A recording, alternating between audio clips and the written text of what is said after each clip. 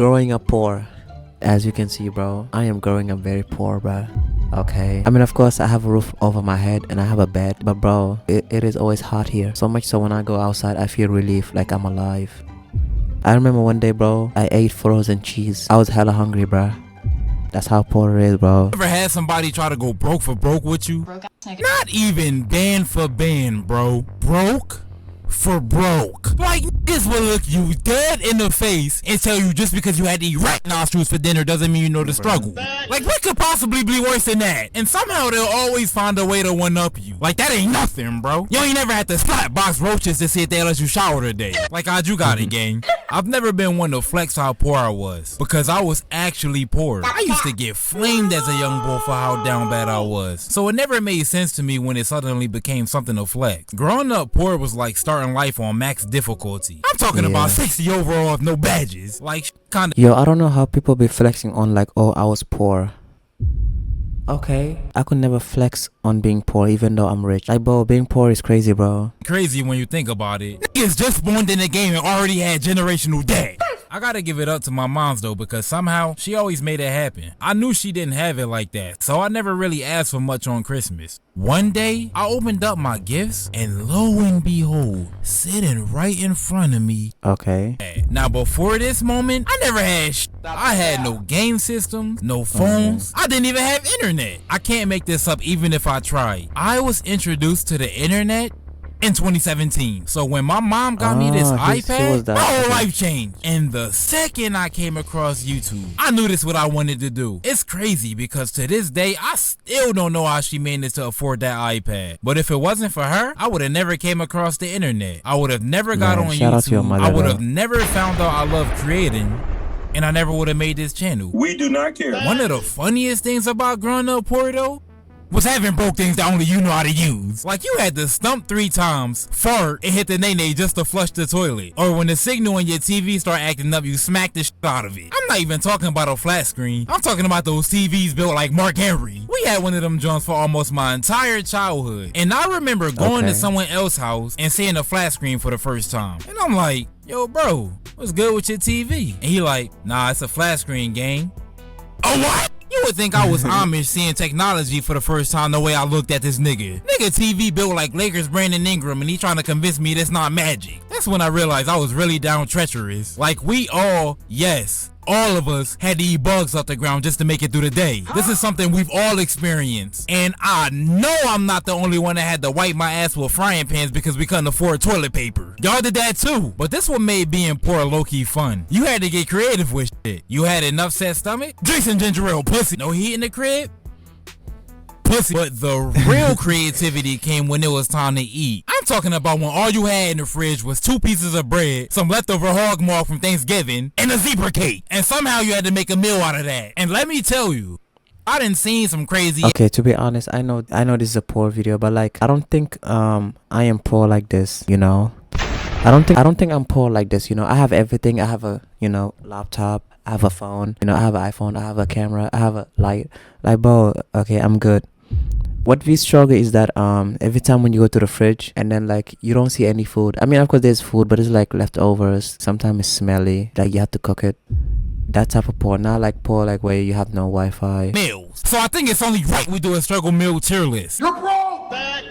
You're poor. And starting off hot, we got one of the most delicious delicacies to ever grace your digestive system after eating Dunkin' Donuts. I'm talking about a meal so good, I'll slime my brother for one of them joints. Matter of fact, you can keep the food. I'll slime it for free. I'm talking about the type of food you start crying tears of joy immediately after taking a bite. Ranked unanimously by big backs across the country, ladies and gentlemen, I present to you cat lungs and cheese. What? Nah, cause you think I'm playing. You know what they used to do to niggas for a meal like this? Do you really know? They would tie to a rocket and shoot him in the face with no clothes on. It was not a game. I remember my uncle shot me with a pack-a-punch bazooka just because I took a bite of his cat lung sandwich. And I'm not even mad at him. I would have done the same. This is a staple in the struggle meal industry. And if you never had to eat one of these, I don't want to hear nothing about you coming from the trenches. Now, next up on the list, we got a struggle meal that genuinely fed generations. I know I be on this joint capping up my jeans, but this meal right here is actually one of the most creative combinations combinations of food I ever seen with one eye open. Like the amount of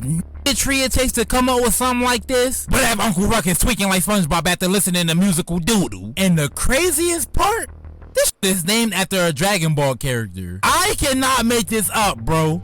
Name this the Dragon Ball like it was going to grant him a wish. So coming straight out the walls of welfare. Oh my god, this guy is screaming. We got Chi-Chi. Yes. Yo, you are screaming on my ears, bro. Chi-Chi. Now you may be asking, what the f is a Chi-Chi? And I'm glad you asked, my friend. Hold up. What is what? Bro. Niggas want to start cutting grass the second. Nah, where my switch? If you take some ramen noodles, a bag of Cheetos, and a couple Slim Jims, you get Chi-Chi. I'm pretty sure this is what niggas be eating in jail. Nah, but I've never done that, bro. Okay. Mixing with Slim Jim with some noodles. Nah, bro. And some Cheetos. I don't know. So guys, today I'm about to show you how I make a Maybe quick I'm gonna snack try in it. prison. But don't judge a book by its cover. This should be coming in clutch when you down horrendous. Now, last but not least. Okay. What I'm we gonna got? need all of y'all to stand up for this one. Because, ladies and Oh my gentlemen, god, my ears we is hurting. have the greatest struggle meal to ever touch Gotham City. Wait, no. I'm capping. This trash. This is the worst struggle meal I've ever had the misfortune of putting in my ice mouth. with bread? Now hold the fuck up. Who put this in the script? I'm talking about I used to tie my mom to a fishing rod and cast her into a volcano whenever she tried to feed me this shit. I'd rather drink orangutan spit before I desecrate my chances of getting into heaven by eating this. Like, if life ever gets to the point where I gotta dine on a plate of this, just blow my shit smooth. I'm talking about hot dogs and beans. Just thinking of this shit make me want to rip my knees off and donate them to Fred Van Vliet. You know money's short when you gotta start eating British food.